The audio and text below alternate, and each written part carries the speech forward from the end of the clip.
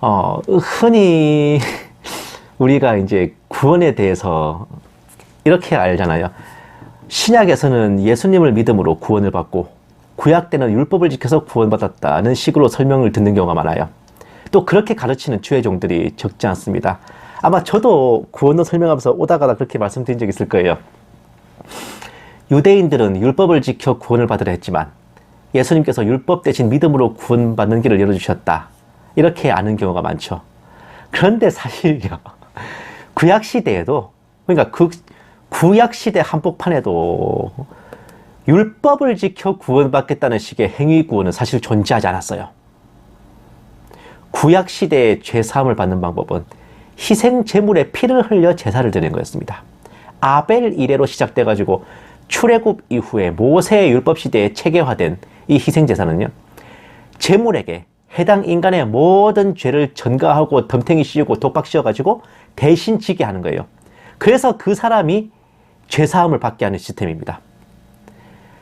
모세의 율법이 제정되면서 절기에 따라 번제, 화목제, 속죄제를 비롯한 각종 제사들이 생겨났고, 어쨌든 공통점은 흠없는 짐승의 피로 제사를 드리는 것인데, 굳이 말하자면 1년 단위로 죄사함을 받는 비정규 계약직 구원이었습니다. 매년 희생제사를 통해 구원의 효력을 갱신하는 재계약이 체결해야 됐던 거예요. 이렇다 보니 거룩하고 신성한 장소라는 이미지와 달리 성막과 성전은 거의 정육점 내지 도축장 비슷한 곳이었습니다. 희생 제물을 죽이고 피를 흘리고 기름과 내장을 빼내고 했던 그 제사를 직접 집전하는 제사장들은 말이 제사장이지 하는 업무만 보면은 백정이나 도축업자 그런 거나 다름없었습니다. 우리 상상과는 다르게 제사장은 절대로 깔끔하고 도도하고 기품이나 위험이 넘치거나 고고한 그런 이미지가 아니었다고. 제사를 집전할 때는요, 온몸에 피칠하고 완전히 난리가 납니다. 성막에서 일하는 느디님 사람들, 나무 패고 물 깃는 기브온 거민들, 기타 성막에서 수종드는 여인들 같은 서포터들, 부교역자들이 없었다면 과로사가 속출했을 거예요. 그만큼 제사장은 3D 업종이었습니다. 그럼에도 제사장 직분은 귀하기 그지없었는데, 이들은 희생 제사를 집전함으로써 하나님과 사람을 연결해주고 그 사람의 죄를 사함으로써 구원받을 길을 열어주는 통로가 되었기 때문입니다. 사실상 그 임무 때문에 제사장이 존재한다고 해도 과언이 아니에요. 우리 주님 대신 예수님은 살아계신 하나님의 독생자시고 그분 자신이 성자 하나님이신 것 외에도 몇 가지 직책을 역임하고 계신데, 첫 번째는 당연히 만왕의 왕이시죠. 만왕의 왕, 만주의 주, 말 그대로 왕입니다. 다음으로는 양 같은 성도들을 인도하시고 보살피시는 목자이시고, 우리를 구원하러 오신 구세주이신데, 우리를 구원하시는 방법이 바로 대제사장으로서 하나님과 우리를 연결하셔서 우리 죄를 사하시는 겁니다. 히브리서 5장 10절에 보시면요, 이런 말씀이 있는데, 아마 유명한 말씀일 거예요. 히브리서 5장 10절 말씀. 하나님께 멜기세덱의 반차를 따른 대제사장이라 칭하심을 받으셨느니라. 그리고 히브리서 6장 20절을 보셔도 그리로 앞서가신 예수께서 멜기세덱의 반차를 따라 영원히 대제사장이 되어 우리를 위하여 들어가셨느니라. 이런 말씀이 있죠. 예수님의 제사장 직분에 대해 유대인들은 예수님이 레위 지파가 아닌데 어떻게 제사장이 되어 우리 죄를 사하실 수 있는가 하면서 의아하게 여겼는데, 예수님의 제사장 직분은 그 레위 지파의 조상인 레위의 아버지인 야곱, 그 야곱의 아버지인 이삭, 그 이삭의 아버지인 아브라함이 엎드려 절하고 11조를 바쳤던 지극히 높으신 하나님의 제사장인 살렘 왕 멜기세덱으로부터 이어진 직분임을 성경은 말씀하고 계십니다. 그러니까 레위 지파 다 입 싸물고 눈 깔아야 돼요. 그러니 예수님의 제사장 직분에 대해 유대인들이 시비 털 자격도 이유도 없다는 겁니다. 그런데 예수님의 제사장 직분은 단지 상징적, 영적인 의미만이 아닙니다. 예수님은 초림하셨을 때 목자로서 제자들을 양육하셨고 지금도 왕으로서 하나님 우편에 계시며 또 재림하실 구주이십니다.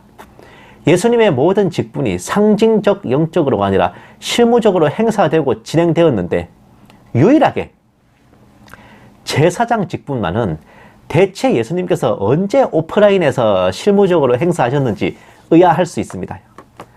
거의 모든 성도님들은 예수님의 제사장 직분이란 아버지 하나님께 우리를 위해 간구하시고 변호하심으로 영적으로 행사되는 것이라 보고 계시고 좀 더 깊이 들어가면 하늘에 있는 지성소에서 영적인 대제사장으로서 임재하여 계신다고 보기도 합니다.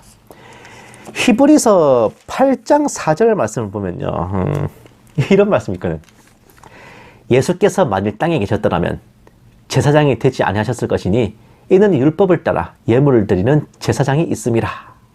히브리서 8장 4절 말씀. 이런 말씀도 있기 때문에 더더욱 예수님의 제사장 직분은 영적인 거 아니냐라고 생각을 하게 됩니다. 아닌 게 아니라 예수님께서 초림하셔서 지상에 계실 때는 구약시대였어요. 레위 지파 제사장들이 두 눈 시퍼렇게 뜨고 있던 시절입니다. 예수님께서 직접 제사장으로서 성막에서 제사를 집전하신 적은 없으셨어요.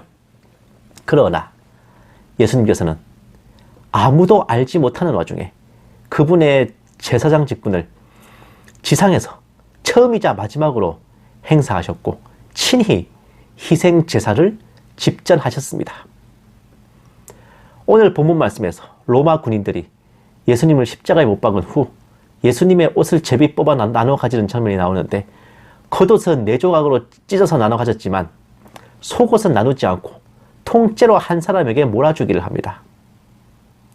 이 옷을 찢었다 이 말씀을 보고 어떤 사람들은 이제 그 당시에 유대인들은 여러 벌의 이제 옷을 갖춰 입었기 때문에 그냥 그 옷, 속옷, 겉옷, 모자, 여러 벌 나눠놓고 그것을 이제 뿜빠이 해가지고 나눠 가진 거다. 그렇게 보기도 하는데 이게 군인들이 예수님의 그 이제 속옷을 보고는 이거는 찢지 말고 그냥 한 놈을 몰아주게 하자. 이런 말이 나오기 때문에 그럼 그 옷 말고는 앞에 건 다 찢어서 나눠 가졌단 말이 되잖아요. 그래서 이거는 그러니까 예수님의 옷을 나눠 가졌다는 거는 말 그대로 진짜 4등분으로 잘라서 나눠 가졌다는 그런 뜻일 거라고 저는 봐요. 어쨌든 속옷은 이제 나누지 않고 통째로 한 사람에게 몰아주기를 합니다. 그러려고 이제 제비를 뽑는 거예요. 속옷이라고는 하지만 사실 오늘날 개념의 속옷, 언더웨어라기보다는 겉옷 안에 받쳐있는 또 다른 옷입니다. 그러니까 제가 지금 이게 끝에 그 옷이 있고 안에 또 난방이 있잖아요. 그러니까 이런 거죠. 그러니까 이게 겉옷이면 요게 속옷이 되는 거예요. 대충 그런 개념이라고 보시면 돼. 예. 옛날 장군들이 갑옷 안에 받쳐 입던 전포 개념이에요. 갑옷이 겉옷이면 그 전포가 속옷에 해당하는 그런 식입니다.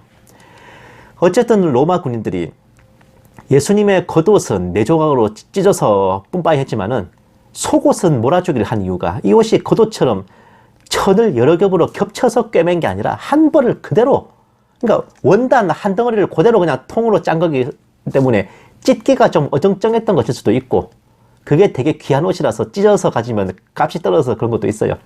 이거는 실을 풀어가지고 그냥 원형 그대로 쏙 빼내는 게 낫거든. 그런데 대부분 눈여겨보지 않고 그저 십자가에 달린 예수님의 속옷마저 제비 뽑기를 당하는 그 참상에만 집중하기 십상이지만 예수님의 그 호지 아니하고 통으로 짠 옷은 다름 아닌 제사장의 유니폼이었습니다. 제사장들이 입어야 되는 유니폼, 일명 거룩한 옷은 속옷, 겉옷, 에봇, 관, 흉패 이렇게 구성되는데 예수님께서 입고 계셨던 옷이 바로 제사장의 복장이었던 겁니다. 처음 겟세마네 동산에서 잡히신 후 헤롯에게 보내지셨다가 빛난 옷을 입으신 채 빌라도에게 보내지셨죠. 그곳에서 홍포를 입고 모욕을 당하신 후에 십자가를 지시기까지 예수님은 겉옷은 몇 번씩 바꿔 입으셨지만은 제사장의 유니폼인 속옷만은 십자가에 못 박히실 때까지 입고 계셨어요. 못 박히시면서 이제 벗겨진 거죠. 그 이유는 이 세상에서의 처음이자 마지막 제사장 직분을 행사하기 위해서였고, 주님께서 제사장으로 집전하시는 희생제사는 바로 주님 자신을 제물로 드리는 제사였습니다. 예복을 갖춘 제사장으로서 예수님께서는 제사를 드릴 성소인 십자가에 오르셨고, 제사장이 희생제물을 높이 들듯이 예수님은 몸소 제물이 되셔서 십자가에 높이 달리셨고, 제사장이 술 붓는 제사를 드리듯이 예수님은 신포도주를 드심으로 다 이루셨습니다. 때는 아직 구약시대입니다. 신약은 예수님께서 죽으시고 부활 승천하신 후에야 그 새 언약이 발동돼서 시작되는 거예요. 그러니 예수님은 피 흘리는 희생제사로서 죄를 사하는 구약의 요구를 이루셔야 했고, 그 구약 제사의 피날레로 제사장으로서 예수님 자신을 제물로 바치는 희생제사를 십자가 위에서 주관하시고 집전하셨습니다. 이것이 예수님의 제사장 직분이 이 지상에서 실무적으로 행사된 처음이자 마지막이었습니다. 그렇게 제사장 되신 예수님께서 몸소 제물까지 되셔서 피를 흘리고 목숨을 내어주셨기에 우리는 예수님을 믿고 영접함으로써 그 희생제사의 효력을 함께 얻게 되어 영원한 죄사함과 구원을 받게 된 것입니다. 사랑하는 여러분, 율법을 지켜 행위로 구원을 얻겠다는 개념은 구약시대에도 없었습니다. 그 율법의 원조인 모세 때에도 없었습니다. 죄사함을 받고 구원을 얻으려면 제물의 피를 흘려 나의 죄를 대신 뒤집어 쓰게 하는 것 외에는 다른 수가 없었습니다. 구약과 신약을 통틀어 동일한 그리고 유일한 룰이 바로 그거예요. 다만 다른 점은 구약 시대에는 동물을 잡아 희생제물로 제사를 드렸고, 그 제물의 피 따위로는 영원한 속죄는커녕 1년 단위로 포맷되어 매년 갱신해야 되는 불완전한 계약이었습니다. 그러나 예수님께서 몸소 제사장으로서 드린 주님 자신을 제물로 바친 제사는 단번에 영원한 속죄를 이루셨고, 매년 갱신해야 되는 오징어 먹물로 쓴 계약서가 아니라 1000년이 2번 지나가도 변색 하나 되지 않고 영원 무궁 세세토록 효력이 변함없는 약속입니다. 그리고 우리는 그 예수님을 믿고 영접함으로써 그 구원 계약의 대상자가 되어 구원받게 된 거죠. 우리가 구원받았다는 그 십자가 보혈의 원리는 바로 이런 겁니다.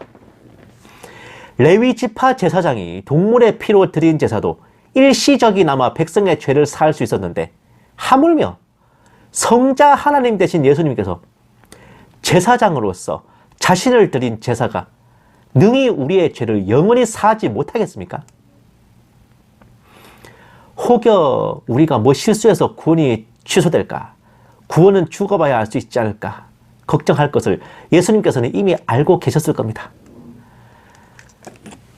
그렇기 때문에 그 십자가 못 박히심이 합법적 효력을 지닌 영원한 죄사함과 구원의 제사임을 인증샷 하시고자 호지 아니하고 통으로 짠 제사장의 옷을 입고 그 십자가의 자리로 나아가셨던 겁니다.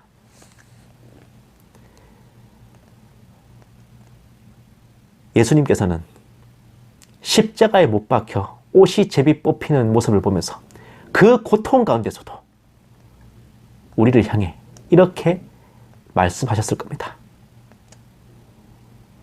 내가 자격과 권리를 가진 합법적인 제사장으로서 적법한 제사를 통해 너희 죄를 사했으니 너희의 구원은 하나님의 법안에 온전히 정당한 것이다. 그러니 두려워하지도 떨지도 말고 오직 기뻐하고 즐거워하라.